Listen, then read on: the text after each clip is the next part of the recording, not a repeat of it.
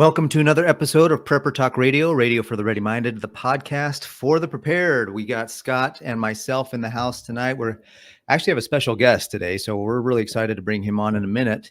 Before we do that, though, I just want to remind everybody to go to preppertalkradio.com. Scott is working 24/7, seems like right now, to get that website to work properly with all the amazing links and resources we're going to have available for you.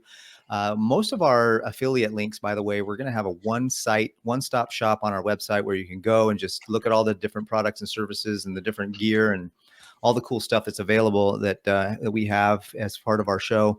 And you can support us just by going to the one place now. So hopefully that'll be up and ready to go. By the time you're listening to this message, it should be all ready to go. So that's exciting. And Scott, thank you so much for all the hard work you're putting into our website. You're killing me, Smalls. It works. Everything's there. We just had we're switching platforms because our host is a jackwagon. I'm not going to drop names, but they suck. They didn't do what they promised, and then their tech support deleted our domain last night, or yesterday morning. So I fixed it all. It's working, but I'm moving the whole thing because I don't want to trust them anymore. Well, there you have it, folks. Also, remember, our good friends, if you need a first aid kit, you probably need more than one, by the way. Go to our friends at amp-3.net, amp-3.net, and use code PrepperTalk to get 15% off, 15% off of any of the first aid kits that are over there. They've got car kits, they got home kits, they got all kinds of kits, and they're American made, American owned, American manufactured, just like our guests' products and services. So we're going to bring on a guest right now. You've probably heard of a product. He's competing with a product that you've all heard of. It's the Hot Hands is a very popular product to keep your hands and feet and limbs and everything else warm. And he's got a product that, if our calculations are correct, might be able to rival what Hot Hands. I know Tyler, I know you're going to probably say it does. But I have yet to test it out myself, but based on what you've been telling me, it's really good. Now, Tyler Chartier, is that how you pronounce it? Cartier. Tyler Cartier is the owner and founder, CEO of Patriot Packs. So if you go to patriotpacks.com, it's a USPatriotPacks.com. That's correct. US Patriot. US Patriot. See, there's the US, thanks. American made, American owned, American manufactured. Not to be confused with Canadian Patriot something or some Yugoslavian, right? So we want US on there. USPatriotPacks.com /PrepperTalk. If you forget the /PrepperTalk, just use the code PrepperTalk when you go, and you'll get a discount on their warmers there. So Tyler served in the military. Thank you so much for your service. And he has a great story, and we're going to jump into it right now. So Tyler, tell us a little bit about your dream with Patriot Packs, why you got started, and what you think. Now, we talked a little bit on the phone the other day. You really made this product more for a military use, but as we chatted, you were like, wow, preppers, that's really a huge market there too. So talk to us a little bit about what got you started down this road of creating this product and what you see, kind of how it answers some of the problems that preppers are looking for. Yeah, absolutely. Well, first and foremost, thanks for having me on your guys' podcast. Really appreciate that. A little bit about myself, as Paris mentioned, my name is Tyler Cartier. I'm the owner of Patriot Packs, disposable hand warmers. And we really got started because we started identifying some of the weaknesses that such a simple product had, like Hot Hands, right? They didn't really have very good marketing behind it. They really didn't have a mission or a cause. They weren't really contributing outside of like this consumable product that, people are using to keep their limbs warm. So once we kind of started looking at that, we said, okay, well, I have a background in marketing. My wife has a background in legal. We kind of put our heads together and we said, okay, well, let's find a product and a mission that we really believe in. And something that we want to really do, to go nationwide with. So that was kind of the initial thought behind Patriot Packs. Now, fast forward, we've had our company for just about a year. We're in 16 different retailers. The retailers all include ski and snowboard concession stores. It includes military surplus stores, all different places. But it's just been a heck of a journey. And Paris, where you and I connected, was actually in Connect Utah, a famous Facebook group here in Utah. And we've had just a lot of support, a lot of people that, have decided to make the change over to our product. And it's just been awesome to kind of see it flourish at its, beginning stages. So And one yeah, thing you told me, Tyler, one thing you told me was that I didn't know this either before you told me this. What's the Hot Hands is owned by a company that's not U.S. based. It's not American made, that's correct. right? Yep. Yeah, so the history with Hot Hands is there was actually a Georgia family, a mom and pop store, people in the state of Georgia, that is. And they had this awesome product where they were selling it locally. And there was a Japanese business investor that kind of visited Georgia. I think it was on family vacation or something. And ended up seeing that all these people were purchasing, these hand warmers. So this Japanese business fellow ended up making an offer and purchasing what we now know as Hot Hands. I think it was actually called Heat Grabber, Heat Max, or it had a different name, but basically it now has become Hot Hands. So we need to support American. I'm definitely a proponent of supporting American made, American owned, American manufactured. So Yeah. I'm gonna make the switch myself because I was Awesome. like, I love the Japanese folks and they're great people, but I want to support American. So thank you for making a product that is worthy of that level of quality, but it's American owned, American made. So that's Yep. awesome. So Paris, it sounds like you're still a little upset about an event that happened in December, couple 5 decades ago, 60. It's funny.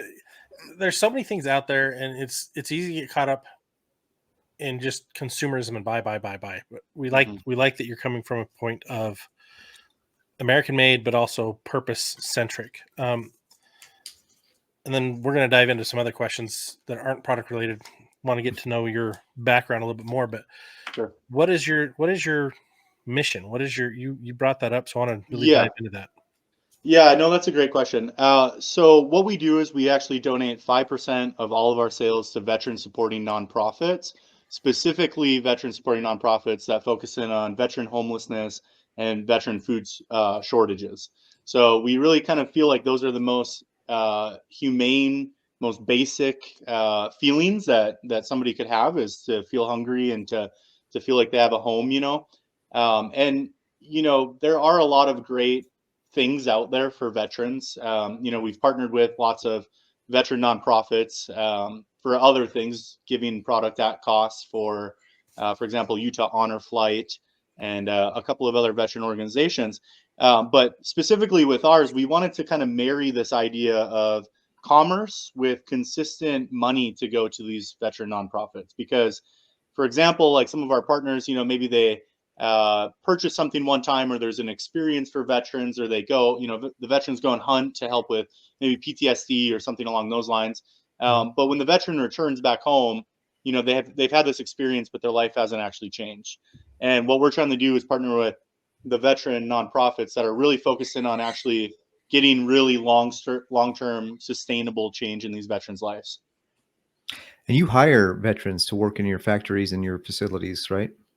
That's correct. So we have kind of a 1, 3, and 5-year plan. The 5-year plan is to bring all manufacturing in-house, where we can hire out all disabled veterans to help with the labor, the warehousing, the actual creation of the hand warmers themselves. But right now it's just me and Trinity. Paris, you've become familiar with her. Trinity and I actually served back in 2012 in Germany together. So that's kind of where our paths initially crossed. And once I kind of started this company and started kind of publicly talking about it, somehow our paths kind of crossed again, having not spoken in almost 10 years. Paths crossed, and now here we are every single day working together on this joint mission to help veterans together.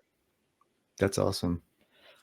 Now, I know that when we talked on the phone, it was kind of fun to be able to start talking about some of the rabbit holes and some of the other fun things that we're seeing in the world right now. Yeah.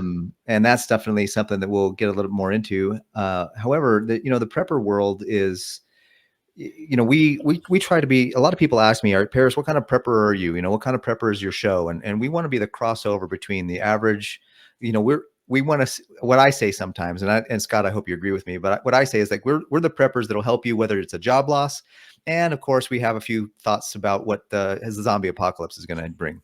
So somewhere in between there, we want to kind of be the bridge between the extreme guy and the guy who's just getting started, and kind of just help everybody, have a place for everybody. What do you see? One of the big things as a prepper for sure, as go bags and getting your grab and go, your get home bags.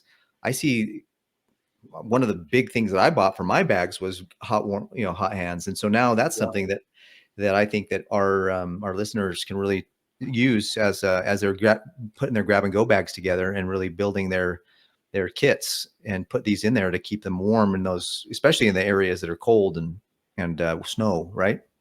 Yeah, no, absolutely. I mean, if you really think about it, when you talk about prep, it's prep and survival tactics, right? So a lot of people instantly associate maybe guns or food or different things of that nature, but people kind of forget about their digits, right? Like, I don't know if you've ever experienced frostbite, but it hurts, right? And it's hard to shoot a gun after you get frostbite of the finger. So, Yeah. not that it's going to obviously replace food in your storage bags and things of that nature, but it is a healthy component to full preparation and fully being prepared, in my opinion.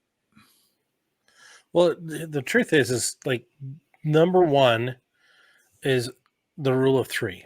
All right. You know this from being in the military. Survival rule of three. First is air, right? You can't, you got 3 minutes before brain damage in most situations, running without air. Next is shelter. And I'm a big outdoors, or at least was. I'm trying to get back into it. Huge backpacker, spent a lot of time in the mountains, Colorado. But it was always, if freak storm hit, that was the biggest concern, having shelter readily available. Yeah. Right. And warmth, fire is shelter. Mm-hmm. So being able to keep your extremities functioning, that's part of the whole shelter package. So it is in the top two. Is it necessarily above food and water? Well, it depends on the scenario, right? Everything takes backseat to the most urgent, most important thing at the moment. So I do like where it's coming from. Yeah, absolutely. So I love the mission. Nobody likes cold hands or cold feet. I mean, this is you missed a marketing opportunity. You should be focusing on weddings, grooms, Yeah. right? They get cold feet. Sell some oversized shoes. Scott and the dad jokes coming in. I know. I like it. I'm there all the time, but yeah, but you're former military, so I kind of want to get your take on what's going on in the world, and what do you think we as civilians or non-military background guys, like what should we and all of our listeners be like paying attention to, or what do you think is going to be going on in the next few months, or even 6 months So to a year? that's a really good question too. So I'll give you kind of the background of my military experience, and then we'll kind of bring it to present day. So I joined the military when I was 17 years old, celebrated my 18th birthday in basic training. So I was very, very young, originally from a very small town in Upper Michigan. So we call it Lower Canada. Basically, we're right there on the border. So I grew You up. kind of have an accent, so I was wondering. Yeah. You'll hear me say words like bag, like BAG, they come out bag.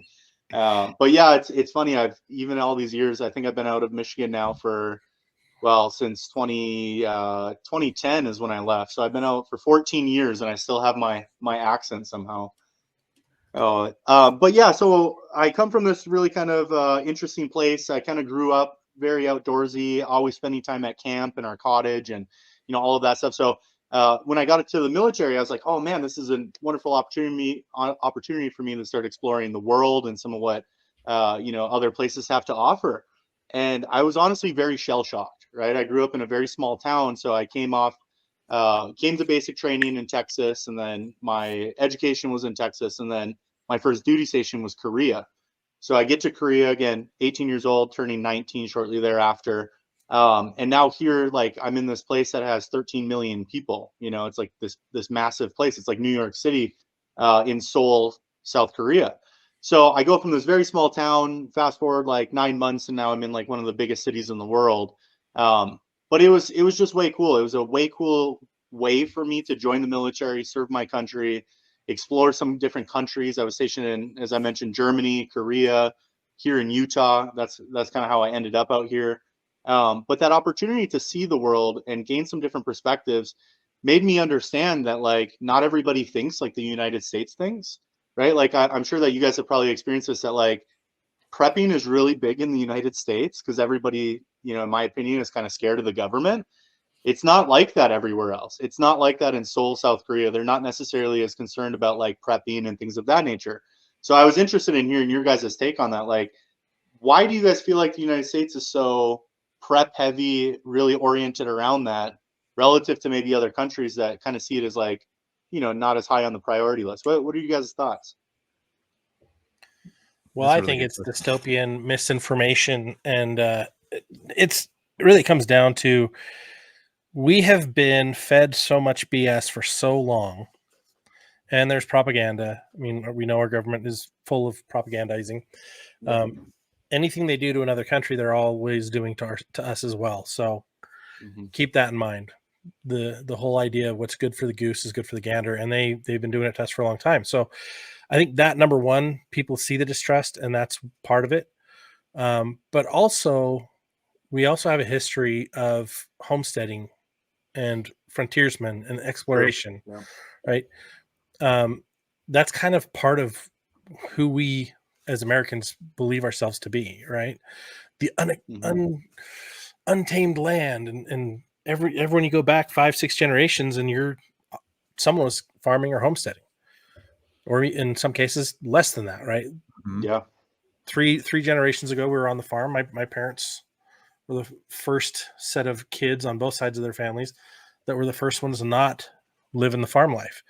So, and yet they've got a pretty awesome little suburban homestead, minus the animals, but all the garden, the fruit trees, like they've just always been into the practical side of preparedness, just self-reliance. And that's a huge, I would say, cultural component historically of the United States that over the last, I would say, really since the 60s, late 50s, early 60s, we've kind of pulled away from. Yeah. And we got hooked on this on-demand lifestyle in the 90s, and here we are now. People are starting to think, let's go back to that. Let's go back to being self-reliant. It's a huge movement right now. But historically, we lean towards being untrusting because we've been burned so many times. Well, I mean, you think about the Second Amendment, the reason the First Amendment was to free speech and the ability to say what we want, when we want, and how we want. And then they were like, we need a way to protect that. Let's make the Second Amendment, give them the ability to have that ability to fight against tyranny. And we come from a group of people that colonized this land from the tyranny of government overstepping their boundaries, getting into our private and personal lives, and making us do things that we're like, wait a minute, we're sovereign citizens. We're people that of ourselves. We want to create something. And so that American spirit, I think, is definitely a self-reliant spirit. It's a spirit of freedom and liberty, and realizing that, hey, I can be my own person. And I feel like that's a huge thing. What's interesting, I don't know if Tyler, let me just share with you a couple of statistics. We have 86% of our listeners are in the United States. Almost just under 4% are Canada. We have just under 3% United Kingdom. And then we have Australia, Germany, Sweden, Luxembourg, New Zealand, the Netherlands, Switzerland, Denmark, Spain, all as with dozens and dozens of downloads every month. So it's kind of cool and I could go on. There even South Korea, just so you know. Yeah. South Korea had 15 downloads. So that's probably one guy in South Korea that listens to us. Well, I wonder if it's like a U.S. military personnel overseas. It's like, I'm going to listen to Prepper Talk Radio wherever I am, and reach out to be stationed out there. We should drill into that. Scott, remind me, what was that country that built those huge network of caves in their mountains? Is that in the Netherlands? The Netherlands During has World them. There's a lot of different countries have them, but yeah, the Netherlands were the one that we were sharing that video back and forth. Yeah. So I don't know if you know this, Tyler, but in that country, they literally have a network of tunnels all throughout their mountain ranges, preparing for invasion and being ready against invasion, where they can just literally go in there and hide in the hills like the dwarves of Lord of the Rings or something, and just be completely hold up and they have all kinds of resources. They can live for a long time. And so there are some things, there are other countries that have some of this spirit in them, but it's just not as prevalent. Like you said, I think you're right. There's definitely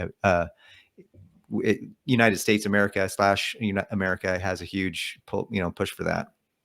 Yeah. So we were talking about kind of working backwards. So, it was mentioned that basically we've got hooked on this lifestyle of like instant gratification, right? We want our foods delivered. We want our foods to be able to cook it from our freezers or whatever. But where do you guys kind of see us going then in the next couple of years in terms of like people having, because I know since like 2020 and COVID specifically, a lot more people are taking on and homesteading and creating at least gardens or, starting gardens for the first time. So, I mean, where do we go from here? Do we go back to a situation where people are growing majorly their own food and grocery stores become somewhat obsolete? Or what are your guys' thoughts on that? Post-apocalypse, yeah, right. Yeah. But I don't think we're there yet. I think we're going to see a continual degradation of societal boundaries, of social norms, of morality. We're going to see shorter supply chains. Supply chain shortages becoming more and more frequent.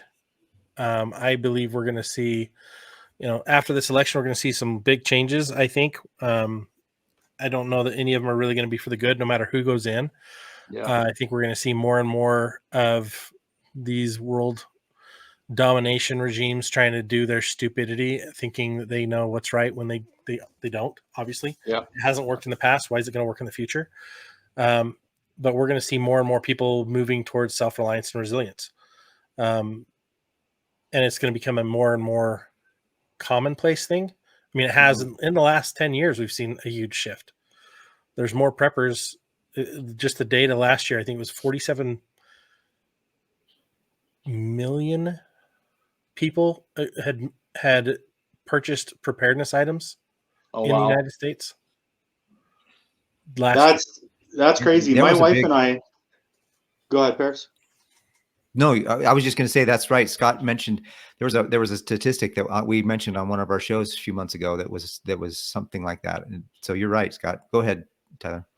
Yeah, no, that's interesting because my wife and I were at this point in our life. So I'm 33, she's 37. We have a 3-year-old and we have another one on the way. And I feel like it's, typically you start to have a family, then you start to have kids, then you start to kind of worry about what does life look like if the government goes haywire. So we bought our first preparedness stuff and it was food. We bought like $2,000 worth of food.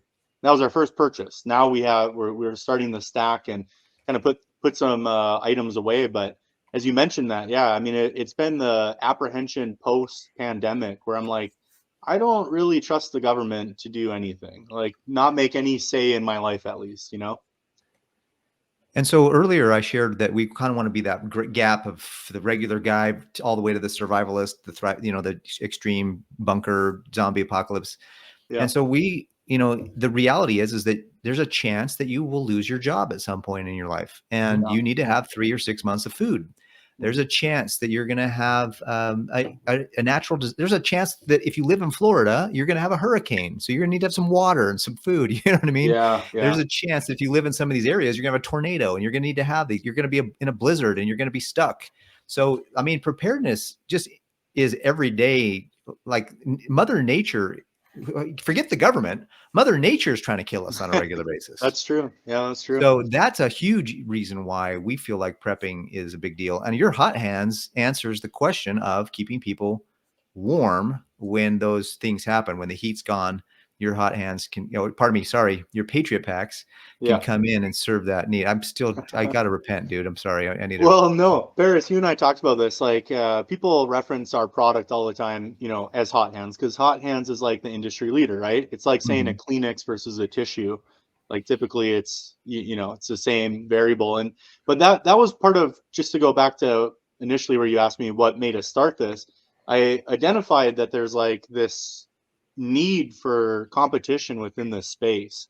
And as soon as I started doing competition and realizing that every other hand warmer was designed exactly behind, almost like a prototype duping of hot hands. I was like, there's got to be a different way to do this. So, but yeah, our product it's a little bit different. It's heavier, it lasts a little bit longer, better materials. I mean, the list kind of goes on, but yeah. And to your second point there, kind of going back to the prepping side of things, I don't know why my brain always goes to the government side of things. Maybe it's because I really am like a tinfoil hat wearer, conspirator. I think the World Economic Reform is taking over everything. And bricks. Don't forget bricks. Yeah. But I guess I never really consider like the natural disaster. I guess I've never lived somewhere that I have to concern myself really with like hurricanes and things that you mentioned. But yeah, that's a good point. A lot of your listeners, I'm sure, are dealing with this, not only the government, but also just natural disasters. I mean, that's a whole nother reason to prep. Yeah. Let me just share my screen real quick and show your website. Sure. Here you've got Patriot packs. For those of you who are listening on audio, you're not going to see this, but so jump to our YouTube channel around the 25-minute mark or so, and you'll see the website here. Patriot packs, pack the heat. I like that. You got some things here. Life just got hotter. I like that. So that's what the Patriot packs look like. Are they black? Yeah, they're black. They look a little bit different than that. They're kind of printed sideways and kind of recurring, but that's basically the mock-up of it. Awesome. And then you have your mission here, purchases. You have a couple, you got some other merch. You got some stickers, air fresheners, definitely the warmers. And the warmers come in, do they come in packs? Is that how you do it? Yeah, so it's two a pair per pack, and then it's 20, 30, and 40 packs. So like right there that you're looking at 40, it's 40 pairs, so 80 total, 40 pairs. Oh, nice. Okay. Yeah. So each pack is a pair. And so Yep. if you buy a 20, 30, or 40 pack, you get double the actual that and warmers. That's correct. Yep. Cool. That's awesome. And it seems like it's priced really well. It's on sale right now. Yep. And yeah, we've been running a sale just for the winter time. You know, as I mentioned, we're a newer company. We're just really trying to get our foot in the door with anybody that's interested in making the change. And like I said, we've had really good, I mean, not only from retailers, but also direct to consumer, lots of people that are taking the pledge, if you will, to switch to us. That's really cool. And if I remember correctly, I believe that we got what's our discount for if they use Prepper Talk, Scott? Do you remember what it is? I think it was 5 or 10%. Anyways, you'll get a discount if you use our code. I can't remember what it is right now. We'll get better at that part of it when we do this, when we promote it again the next time. But for sure, Tyler, thanks for coming on. Any last minute thoughts or things you want to share before we come to a close? No, I want to first and foremost, again, thank you guys for having me on your show. I want to thank your audience for giving me their time to listen to this. I'm always available if there's retailers that are looking at carrying our product. I'd love if they'd reach out on our website as well. But other than that, no, I just really appreciate the time. And I look forward to, like you said, Paris, getting on here again and having some video to be able to show you guys some product as well. Awesome. Cool. Scott, any last minute thoughts? Stay ready, my friends. Stay ready. Well, thank you guys for listening. You've been listening to Prepper Talk Radio for the ready-minded, the podcast for the prepared. And today we have talked with our good friend, now becoming good friend, Tyler, and he is the owner of Patriot Packs and you go to uspatriotpacks.com/Prepper Talk. If you forget the /Prepper Talk, just go to the uspatriotpacks.com and enter code Prepper Talk when you check out, and you'll get the discount. If you go and purchase them, tell us what the discount is. Anyways, thank you so much, Tyler, for being on the show. Thanks, guys, for listening, and we'll catch you on the next one. Have a great day and talk to you soon.